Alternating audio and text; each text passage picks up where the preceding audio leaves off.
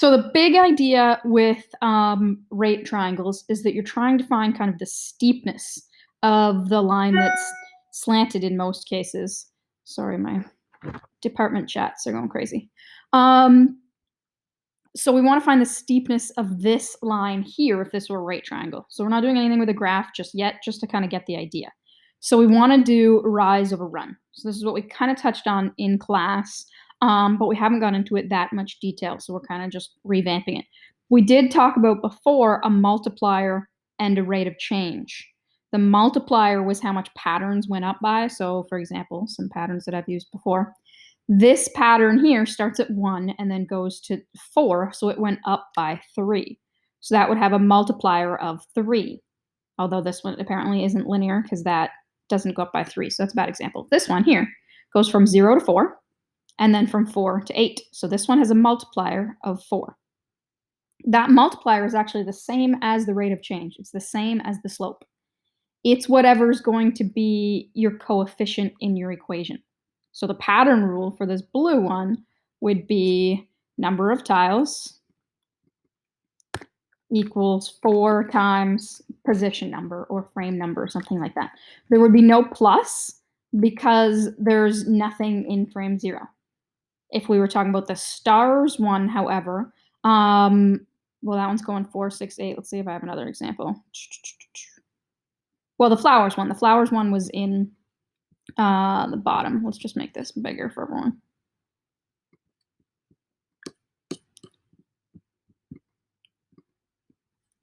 So the flowers one, which was the one that I put in the Desmos. So what is that going up by? Well, it starts with 5 in frame 1. And then in frame 2, it has the 5, but it has another 2. And then in frame 3, it has the 7, but it has another 2. So it's increasing by 2 every position number. So this one would have the equation number of tiles equals 2 was the multiplier times position number. But if we check that, every time I make an equation, I always double check to see if it works. So that's why some of your feedback in the Desmos was check your equation, see if it works for position 2 or frame 2. So if I sub in 2 here for position number, I would get 2 times 2, which would get me 4. But there's more than 4 there. So since there's more than 4 there, we need an adjustment factor. We need an addition in this case because there's more. So then how many more are there than 4? There are 3 more than 4.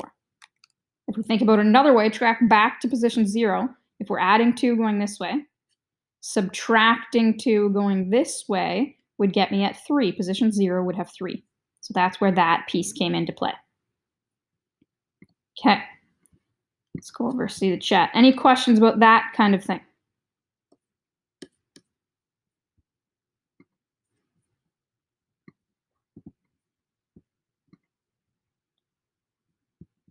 Close that so I can see the chat a little bit more while I'm working. Okay, nobody's written any questions in that chat, so hopefully we're good with that idea. Okay, so then the other place we had seen this kind of multiplier was when we were dealing with applications of linear models. So we did distance, rate, and time in the past, and we did like cost of things and that kind of idea. So in the Desmos, we were talking about like cost of sweatpants, right? So let's say we had, let's just add another slide here. Let's say the cost to order pants was $20 per pant. And let's say it was $10 delivery fee. So if I wanted to make an equation for this, the $20 is what has the per or something in it. So that's my rate of change.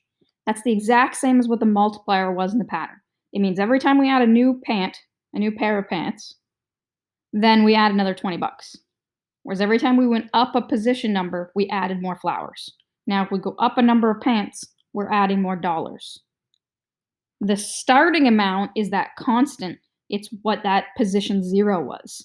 Because $10 is for if you ordered no pants. Why would you be paying delivery for no pants? Well, it kind of falls apart a little bit there in that case. But the idea is that there's that base $10 no matter how much you order. So here the equation would be that the cost, and if this were like a full pen and paper assessment, I would write let statements. Let C represent the cost of the order, would equal my multiplier or my rate of change, which is 20 bucks, having trouble typing, times the number of pants. So you can use N or P. Again, you would write let N represent the number of pants that you ordered, and then plus that 10 bucks. So that would be the equation for that. Again, the big idea here is that $20 per pant is the same as the multiplier in the pattern. It's going to be the same as what we're now going to call the slope from a graph. So to get our slope, looking here, if we have just a triangle to start with, we want to know how steep this is. How much is it increasing for every little bit I go over is the basic idea. Oops. So if I, for instance, go over like one stick, how much do I have to go up? Like that. Versus if I went over, oops, 2 sticks, how much would I have to go up? Okay. And what you'll notice if you draw this correctly is that all of these over and up type things that I'm doing, they're all proportional as long as this line is a line, as long as it's linear.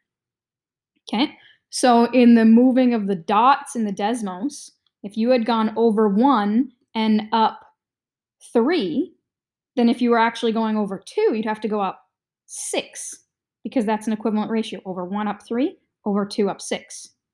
If you were going over 4, you'd go up 12. Again, equivalent ratio. Okay, so how do we find the slope, though? So getting rid of all of these little weird lines that I drew, we're going to find the rise and the run. So the rise is going to come from the height of your rate triangle. So let's just say this was 12. When we're doing slopes, we don't usually have units. There's not usually actually an application to it. It's just kind of theoretical work. But it applies to the applications in that it's the same method for any of the application problems. We just have units like number of pants or kilometers driven or number of subs ordered, all those different things. So let's say we're going across 8. So this 12 is the measurement of this line, how long that is. This 8 is the measurement of this line, how long that is. So then my slope is always rise over run. And sometimes people forget which one's on top and which one's on the bottom. So I always think of like a sprinter.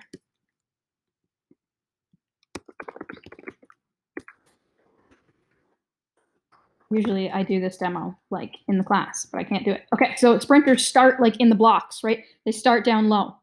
They have to then stand up before they can start going. So I say you have to rise before you can run. And that's why rise is on the top. So my rise was just the height of the triangle. So my rise is 12. And then my run is the length of the triangle. So my run in this case is 8. Okay, so then my slope would be 12 over 8. But like, I don't want to leave a fraction as 12 over 8. That's ugly. I want to reduce our fractions whenever we can. We leave our answers as fractions, though. Don't actually convert it to a decimal. Fractions are more accurate than decimals. We don't have to round fractions. They are what they are. So then 12 over 8, both of those can be reduced by dividing by 4. So the 12 would become a 3, and the 8 would become a 2. And then we need our fraction line. Bloop. Bloop. So that would be our slope for that particular triangle. So that means the steepness of this line, we say, is 3/2. Excuse me. So we can say that if we go over 2, we have to go up 3. If we go up 3, we have to go over 2. We can say it backwards too. If I were to go over 4, I would have to go up 6. So now let's take a look at what this would look like on a graph. So we have a graph here as an example. In order to get these, actually, let's just take a peek. Does anybody have any questions from there? Nobody's posted in the chat. Are we pretty good so far on what we've done? Give me a little yes in the chat if you're pretty good.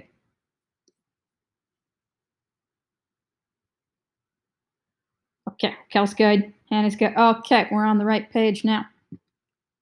Okay, so from the graph, if we look on the graph, what we want to do is we want to actually pick 2 points that you can see exactly what the coordinates are.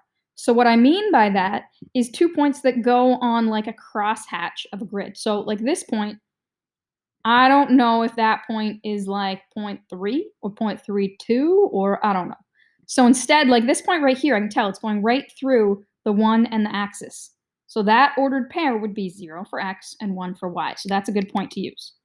Another point, if we go along the line, that one's going right through a horizontal grid line, but not right through a vertical grid line. So that's no good. So just keep going along. Here we go. All right, so this point also goes through 2 grid lines. So this point would be 2, 4.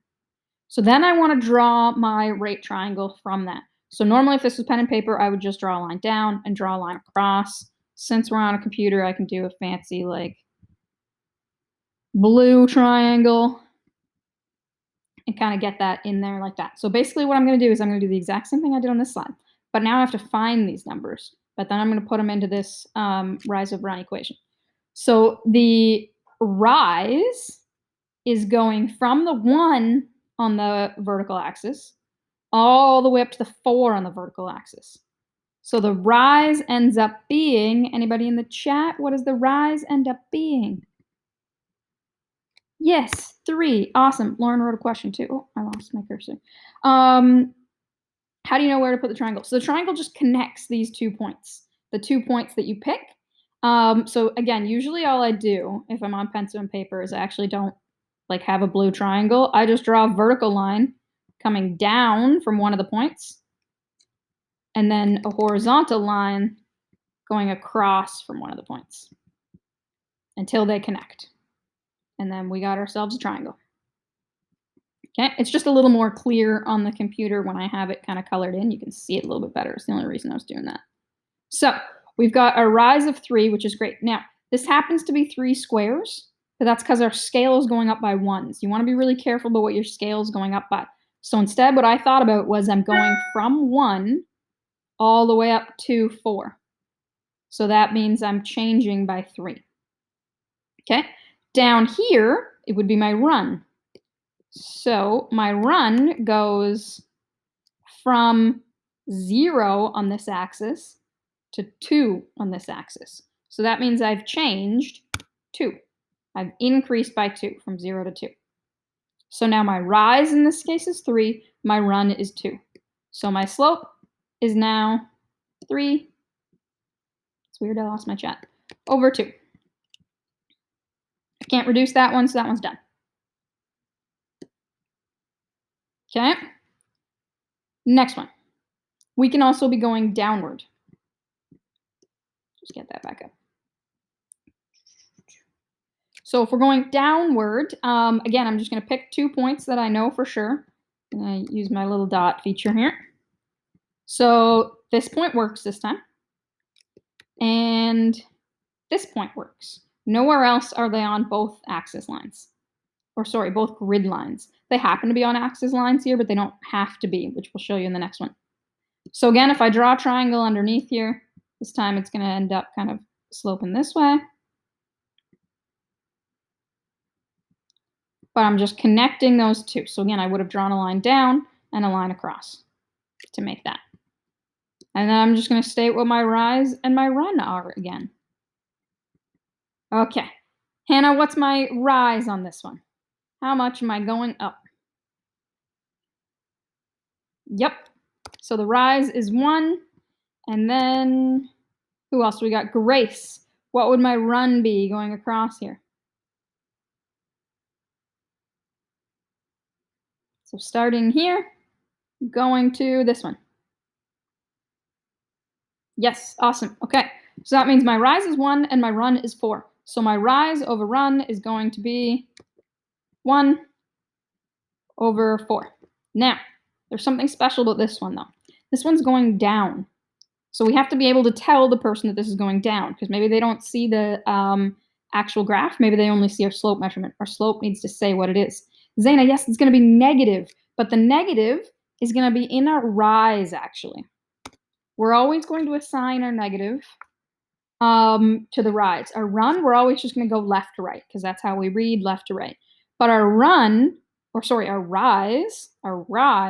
can either go up or it can go down. So in this case, we went down from this point to this point.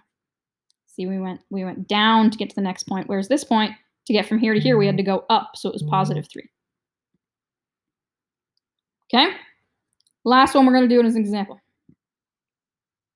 This time, copy over my points again. I can't use this point. This is the point we call our y-intercept, where the line goes through the y-axis. We're going to review that some more next week. I can't use that point, though, because I don't actually know what the y-coordinate is. It's 2 point something. I don't know, 2.7, 2.71, can't tell. So I wander along my line until I find something that I know exactly. So this point I know exactly, so that's great. Then I wander along my line again until I find another one that I know exactly. There we go. So I can draw my right triangle anywhere on the graph. So if I make my triangle, now I can find my rise and my run from there. So I could have just inserted another text. Ooh. So my rise, Josh, what's my rise?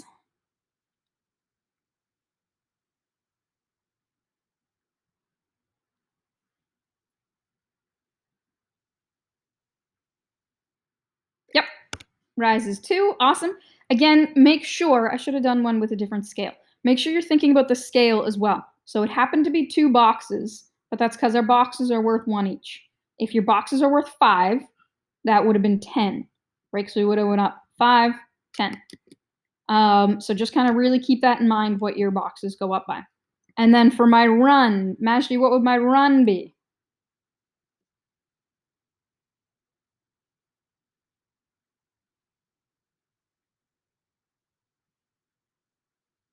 Yep, awesome. Okay, I think we're getting the hang of it. So that means my slope is rise over run 2 over 3. Again, if I could reduce that fraction, I would reduce it, but I can't, so I won't. This is all the work you need to show on the side, though, to get your slope. So don't just do 2 and 3 and then just put m equals 2 over 3, right? Make sure you write that whole thing. So we use m for slope for a couple of reasons. One, because it's the same as the multiplier. But the other reason is just because if we used an s, you'd get it confused with your 5s, and that would be a disaster. Okay. Any other questions that you guys kind of want me to go over? I really focused on kind of the rate triangle there, which was the big question we were asking about before.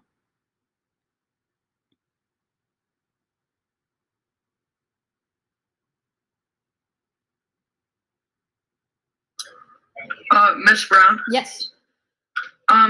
So I just want to make this clear. Like, so if there's a vertical line, then it's called undefined, right? And Yeah. if there's a horizontal line, then you can like have a rate of change for it, right? Yeah, exactly. So let's look at that. We're going to look at that a little bit more in the future. We're going to do a lesson, hopefully, if we get to it, on vertical and horizontal lines. But if we want to kind of do that extension, let's see if I have Desmos open somewhere. There's a Desmos.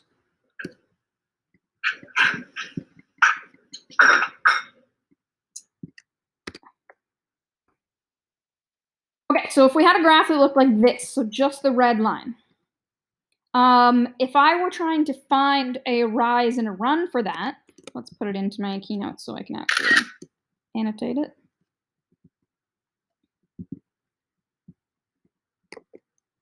When I'm drawing my triangle, like I can't really draw a triangle, right? Because it doesn't kind of slant, so like it's only one line, doesn't quite make sense. But I can still pick 2 points, and I can find the rate of change using 2 points as well.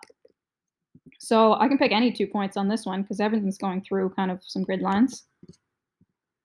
Again, for the other people, this is kind of an extension that we'll look at later. So if this confuses you a little bit right now, don't panic. And then so I can use these 2 points to calculate the slope. Just like I could have used the actual points to calculate this. So let's look at that before we kind of do the extension actually. So this ordered pair was 2, 4. This ordered pair, this ordered pair was 5, 6. Rather than kind of counting by scales, so one box was worth 1 box was worth 1, so that gave me 2, we can also look at our ordered pair. The rise comes from your y portion.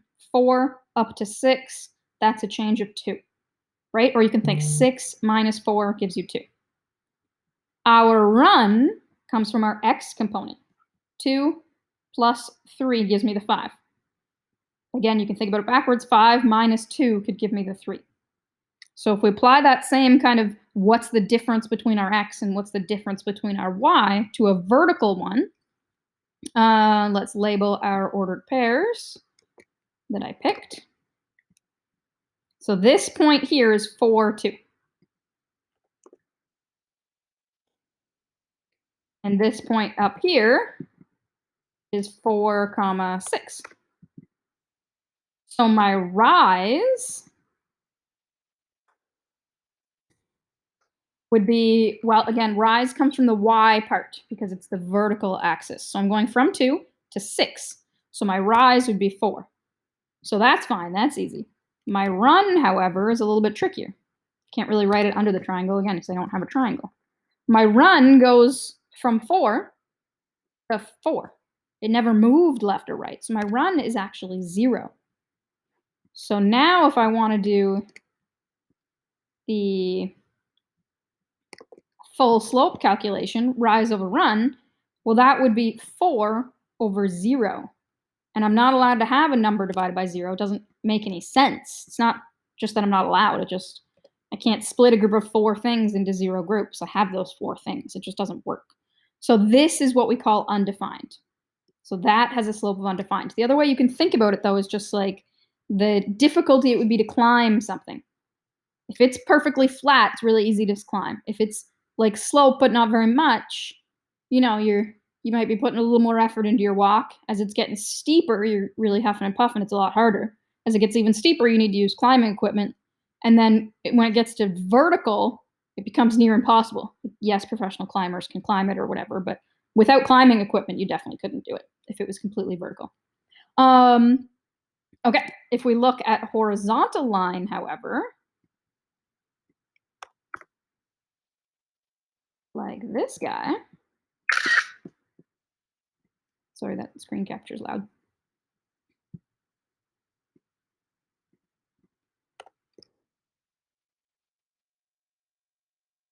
So again, we pick 2 points. So I can pick this one, and I can pick that one.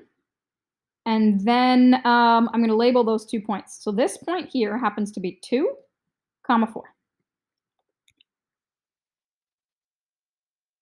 This point over here, 6, 4.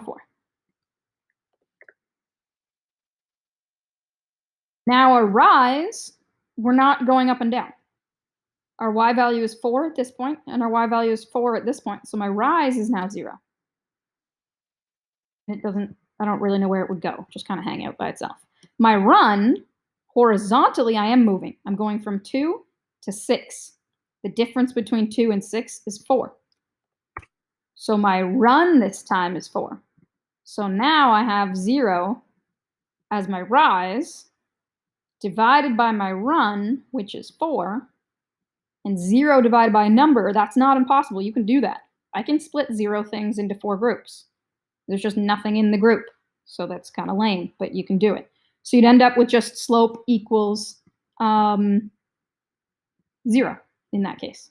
So it's not that there's no slope. It's just the slope has a value of 0. Does that kind of make sense on that extension? Again, we're hopefully going to do a little lesson on vertical and horizontal, but it's a special case that if it might be one thing we don't quite get to, but It's good. Absolutely, you can go back in and redo your Desmos if you want, Lauren. So to do that, you're just going to go to student.desmos.com and log in under your GoTVSB account.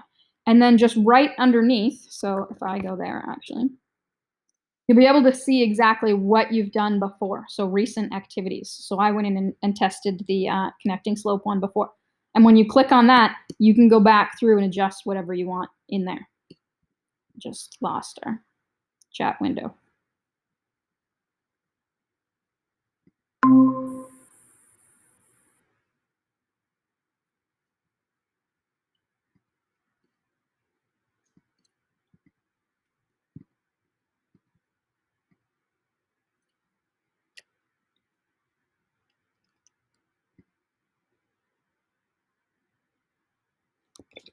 Sorry, I just bumped you all out of my presenting, I think, when I tried to change my tab. So what I just did there that you didn't see was I just went student.desmos.com. And then since I'm logged in, if I weren't logged in, I could log in, just say login. And then recent activities will be right underneath. If yours doesn't show up there, I don't know why you would have done more Desmos activities, but you can just click see all, and it'll show you all the Desmos activities you've ever done as a student. So they are all there. Can't hear me. Okay, hold on one sec. Had my microphone off. Thank you for letting me know. All I was showing you was how to access your old Desmos. So again, in here is a list. You just click on it and you're in. And you can edit whatever you like.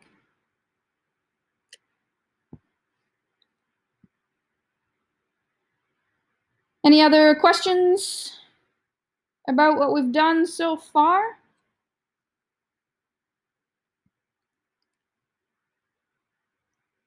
Can you hear me? Yep. I had a question about the equation bit. I think on the practice work check-in, there was like an equation and I didn't really understand what it was. Like it was rise over run, like calculating the slope, but it used like it didn't have the rate triangle, it was just the plots, and I was kind of confused in that. Okay, let me see if I can open that up. Actually, probably the quickest way to do it is to go through here. So the lesson check-in or the practice work check-in? The practice work check-in, okay. I think. This one? No. Scroll. Yeah, this one. This one. Yeah. Okay. Yeah. So this is using the equation. So we kind of talked about that just now, but I didn't really write it formally like this. So let's take a picture of this guy and we'll talk about it a little more. Good question. Okay, so let's go up to the one where I started labeling the coordinates. All right. So what this is talking about, this y sub a, so this is like a regular lowercase y, but then this is supposed to be like a subscript. So again, small letter written lower. So if I write it really big here, y, not capital Y.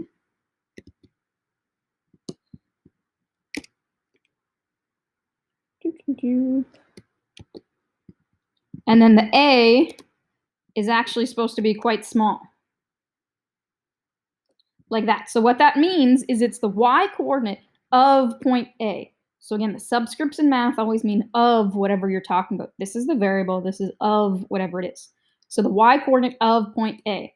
So here, we can pick whichever ones we want to label A and B, and you can label them whatever you want. I could actually have this point as labeled point P, for example, and then this would be y of P, and that's fine too. So A and B are just kind of placeholders. Since this is our first time, let's just use A and B as our point markers. So there we go. So now, for this equation, what it's saying is, again, M for slope you can use. On the top, we've got YA, so the y coordinate of point A. So point A, y coordinate, that's 4. So that's going to be 4, and then it says minus, so subtract, the y coordinate of point B. So point B, the y coordinate of point B is 6. So minus 6. So that would be that part. For my bottom, x of point A. So the x of point A is 2. And then minus the x of point B. The x of point B is 5. Okay. And then need my line for my fraction. And then I just go through and I do the subtraction. And what you'll actually end up noticing is that we get the same slope, right? It's just a different method. 4 minus 6. Well, that actually gets me negative 2. Oh, okay, so that's a little weird right now. So keep a hold of that for a sec. But then 2 minus 5, that gets me negative 3. And then what's a negative divided by a negative? A positive. So then what happens is the negatives actually kind of reduce out or divide out, and we just end up with 2 over 3. So that's the same as what we had before. It's just a different way of kind of showing it. Sometimes you're presented with a graph. Sometimes you're presented with points. Sometimes you're presented with a table. So we need different ways for finding the slope. If I were presented with a table, which I think I have handy in a, yeah, so let's look at this guy.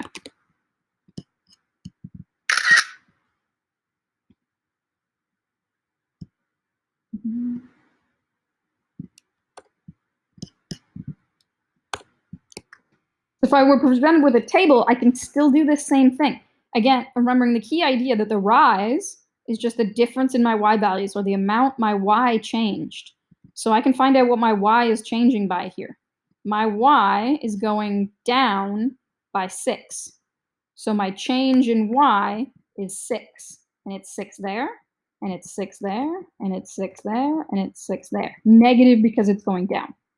Right? So that would be my little change in y. So I could write triangle y, delta y. And then my x is going from negative 10 to negative 5. Well, it's going up by 5.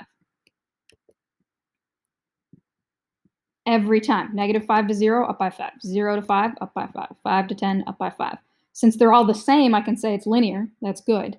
And if it's linear, then I can use the rise over run idea again. So the rise is going to be the change in y, and the run is going to be the change in x. So there's actually a third form you might see this equation in, and that is triangle, again, which is change in, which I always forget where to find. There we go. Triangle in y, change in y, over my change in x. Again, change in y is the same as the rise. It's what I'm getting from here, or what I'm getting from here, or what I'm getting from here. They're all the same thing, just different ways of writing it. Change in my x is the same as my run. It's what I'm getting from here. What's my x changing by? What's my x changing by here? What's my x changing by here? All the exact same kind of piece. So then my slope in this case would be negative 6. Oh, why don't I just copy the negative 6? Negative 6 for change in y over change in x, which is 5. So that's kind of a third way you can look at that. Okay, now where the heck is my chat gone?